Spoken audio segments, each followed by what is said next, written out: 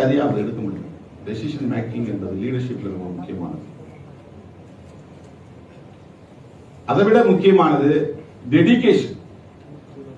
ஒரு நாளைக்கு எனக்கு 8 மணி நேரம் தூங்கணும், நான் 8 மணி நேரம் தூங்கிட்டு தான் மக்களை பார்ப்பேன்னா அவன் வந்து தலைவராக இருக்க முடியாது.